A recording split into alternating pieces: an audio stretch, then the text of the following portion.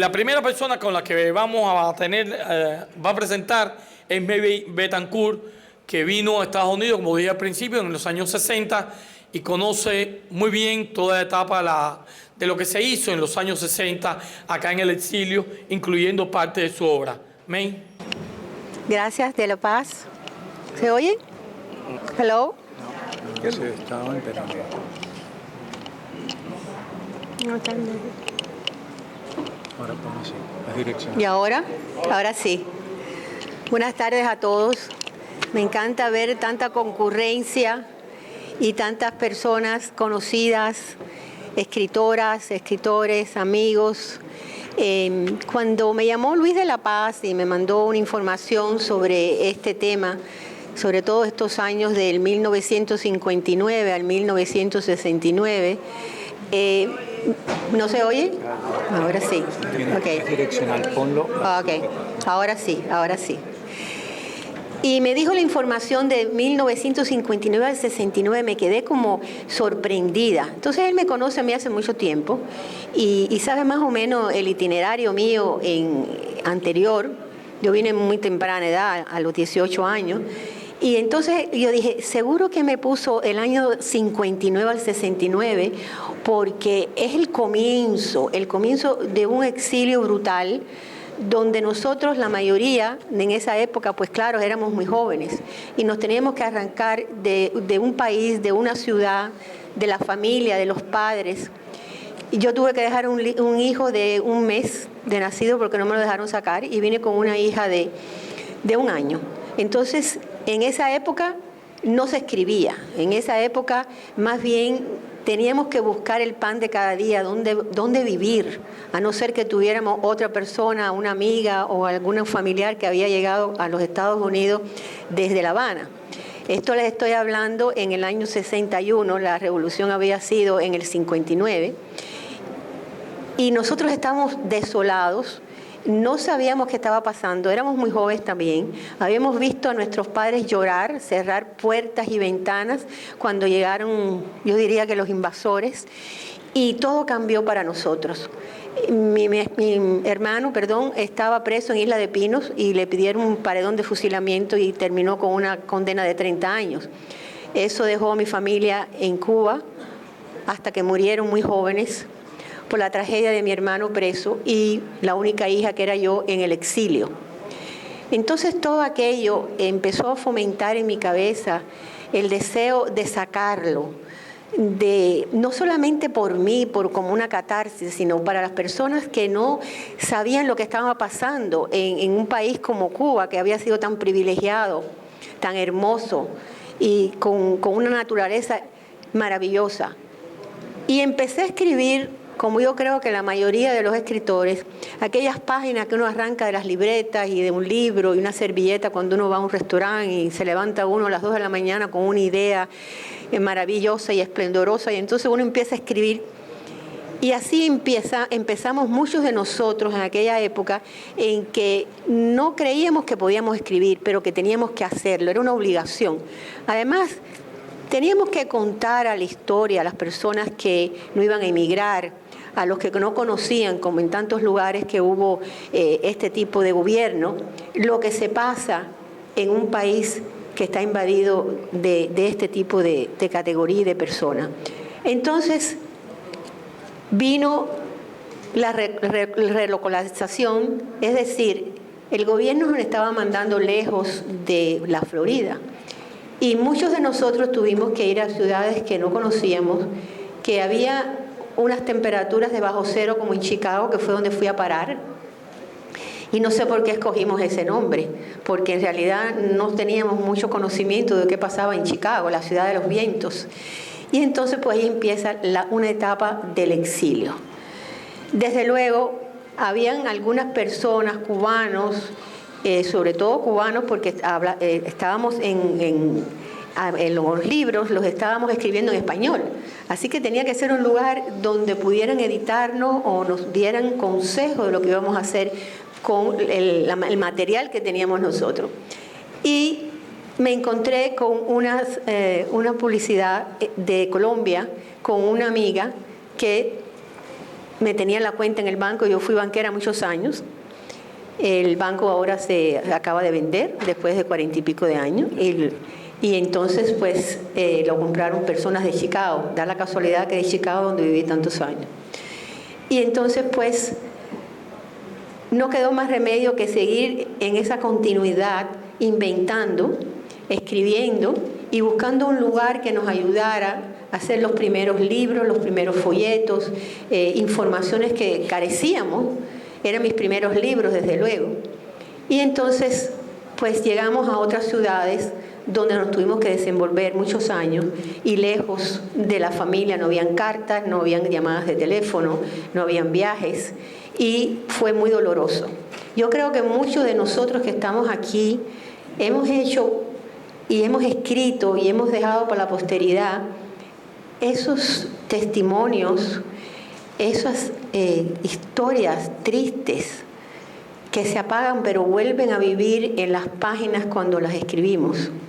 Dediqué un libro que es Conspiración al presidio de mi hermano, como les acabo de decir, que tenía que estar 30 años en prisión. Desde luego, ustedes saben que los años en las cárceles son menos, no son de 12 meses. Y desde luego se acorta la condena, pero desde luego Isla de Pinos, como la llamo yo en mi libro Conspiración, es la isla del diablo. Y yo lo fui a despedir antes de venir a los Estados Unidos. Y desde luego me dediqué a mí misma, mi catarsis, que es La casa vacía, donde cuento y relato, quizás muchas veces día por día, esos primeros sufrimientos cuando uno está tan desolado y tan solo y extraña tanto el terruño. Yo soy de padres españoles, aunque nací en Cuba, y entonces pues para mí eso fue como otra segunda tragedia de la familia. Mis padres se habían ido de España por la guerra civil y yo me había ido de Cuba por el comunismo que estaba entrando en aquella ciudad. Y entonces pues pasaron los años y un día me puse a pensar, tengo que seguir buscando otros editoriales, y me encontré con otro editorial que me publicó y me editó mi libro de conspiración. Y mis otros libros me los dediqué a mí misma, es decir, lo que me gusta escribir, historias de amor, dramas. Mis libros son largos, y entonces he terminado hace 2 años empezando a hacer mis cuentos. La novela es muy creativa y desde luego a todo el mundo le gusta leer novelas porque es un entretenimiento, es una película. Pero yo necesitaba pequeños cuentos, no largos, pero en realidad yo escribo mucho, parece como me gusta de escribir, pues terminé con cuentos largos. Pero me encantó porque uno empieza a escribir un cuento y de pronto ya sabe más o menos lo que va a escribir, el principio, el intermedio del libro, los personajes, el final. Y entonces es un halago, es como si fuera un regalo que nos damos a nosotros mismos, porque no tenemos que esperar 2 meses, ni 3 meses, ni 2 años para que ese libro se publique y empiece a venderse, si es que se vende, porque también eso es otra etapa del libro que es bien difícil. Y eso que ahora Miami tiene muchos lugares donde nos venden los libros, desde luego con una comisión, pero siempre es difícil situarlos. Y demora porque hay muchas personas que están como en Books, con Barnes & Noble, y entonces hay una lista de espera. No es que uno vaya a una librería y enseguida le cojan el libro a uno, se lo lean y le guste, y uno le lleva desde luego el currículum de uno con todos los libros que ha escrito. Es muy difícil. Pero nosotros los escritores seguimos en esa lucha constante de crear y dar esa creación a ustedes, para que se deleiten con esas vidas que a veces son ficticias o a veces las hemos vivido nosotras mismas, como yo viví, como les estaba diciendo a ustedes, todos estos episodios y todas estas ciudades que recorrí para llegar de nuevo después de España, donde mi esposo se hizo médico y yo tuve mi 5º hijo que me nació en Santiago de Compostela, la tierra de mis padres. Y me encantó aquello. Fue una cosa muy emocionante bautizar a mi hijo en el pórtico de la Gloria de Santiago de Compostela, donde está el Botafumeiro, Por cierto, que ahora hay una película que muy intensa, me encantó, lloré muchísimo, que es El Camino. Se las recomiendo, está ahora en el cable. Yo la vi en el cine y es la historia de un padre, de un médico, que pierde a su hijo en España y él va a recorrer el camino a Santiago de Compostela. Las historias de España cuentan que si ustedes van por el Camino de Santiago, que es cada 4 años, que es el aniversario, el julio, por cierto, que es este mes, julio 25, se celebra Santiago Apóstol. Y pasar por el Botafumeiro, que tira el humo por toda la catedral, si a ustedes les queda el humo ese y lo respiran, es como que si ustedes van al cielo directo, no tienen que ir a purgatorio ni nada, van directo. Y entonces, pues son indulgencias que se ganan cuando uno está en Santiago de Compostela. Son historias, leyendas, cosas lindas que a todos nos gusta saber y muchas veces hacerlo. Y entonces, pues, él nació en Santiago de Compostela y se bautizó en la Catedral de Santiago de Compostela. Así que me imagino que tenga indulgencias plenarias para toda la vida. Ese no tiene problema ninguno. ¿Otra pregunta?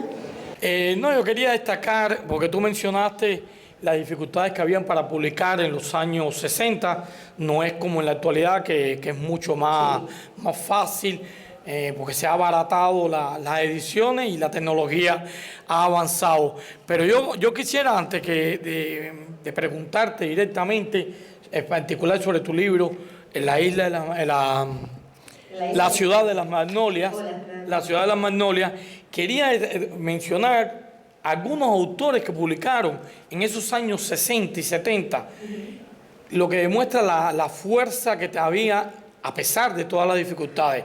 Algunos nombres son más conocidos que otros, pero son personas que de una manera u otra, con su literatura o con sus testimonios, han contribuido al enriquecimiento de la literatura y del arte en el exilio. Voy a mencionar Salvador Díaz Berzón, Emilio Fernández, Manuel Cobo, Orlando Núñez, René Landa, Ramiro Gómez, Humberto Peña, Anita Arroyo, Bernardo Viera, Manuel Linares, José Sánchez Boude, Celedonio González, que fue, y este señor, Sánchez Boude, déjeme mencionar, fue finalista del Premio Planeta con los Cruzados de la Aurora. Juan Arcocha, Hilda Pereira, que también fue finalista en el Premio Planeta con El Sitio de Nadie, Neda de Anjal, Carlos Alberto Montaner, que publicó en aquella época Perro Mundo y Trama, y ahora ha publicado varias novelas que han sido todas exitosas, Amelia del Castillo, Fausto Canel. O sea, hay una literatura, Uva Aragón, en fin, puedo mencionar muchos más de personas que han contribuido a la literatura en aquella época de dificultades. Quiero terminar contigo esta parte, hablándome tú de esa ciudad de las Magnolias que fue tan importante en tu literatura. Fue muy importante porque esta ciudad la descubro en un viaje para ver a mi hijo que estaba estudiando medicina en Charleston. Y mis novelas son muy románticas y me encanta ese tema de los amores imposibles y las distancias. Y yo quedé fascinada con aquella ciudad sureña que estaba rodeada de cementerios. Entonces, cuando mi hijo se iba a la universidad, pues yo caminaba y seguía a las personas que eran, desde luego, extranjeros allí, venían de Europa y de muchos lugares, y entonces les enseñaban la ciudad. La ciudad es una obra de arte. Las casas ya están dedicadas por el gobierno a que no puedan hacer edificaciones, porque son como monumentos. Y desde luego hay muchas leyendas, y esas leyendas las oí yo de las personas que vivían allí. Por ejemplo, les diré, y está en mi novela, hay un teatro antiquísimo, y entonces las lunetas tienen abajo la firma de grandes personalidades de los Estados Unidos, de presidentes, de escritores, de artistas. Pero ese teatro tiene fama de que hay una mujer que por la noche camina por los alrededores, y es que era una muchacha muy joven que se había enamorado de un hombre casado que era concertista y la habían matado al cruzar a la calle del teatro. y que ella se aparecía porque su alma estaba en vela. Entonces, desde luego, cuando ustedes caminan por ahí, yo caminaba por los cementerios. Y un día, que es como empieza mi libro, y es que quiero decírselo en pocas palabras, yo cojo una bicicleta y me voy por el pueblo, porque es la única forma de ver mejor los lugares, o caminando. Y hay una muralla, y me llama mucho la atención, estaba lloviendo, y yo subo la muralla a ver qué hay del otro lado. En el otro lado caigo, cuando me tiro de la cerca, en tumbas. Algunas estaban rotas, abandonadas por el tiempo, otras eran más nuevas. Y es que en Charleston las personas del clero se enterraban en las mismas iglesias, y sobre todo las personalidades de la ciudad también tenían un lugar para enterrarlos allí. Y entonces ahí es donde me empiezo yo a pensar en todo aquello tan lindo que envuelve la ciudad, ella, que tiene un misterio, una magia. Y entonces como empiezo a escribir de esas mismas experiencias mías que tengo en esa ciudad, la ciudad de las magnolias. Y la magnolia es la flor de la ciudad. Por eso es que yo pongo magnolia, y me encantan las magnolias porque me recuerda a mi libro. Gracias. Gracias, May, por tu intervención. Te la agradezco mucho.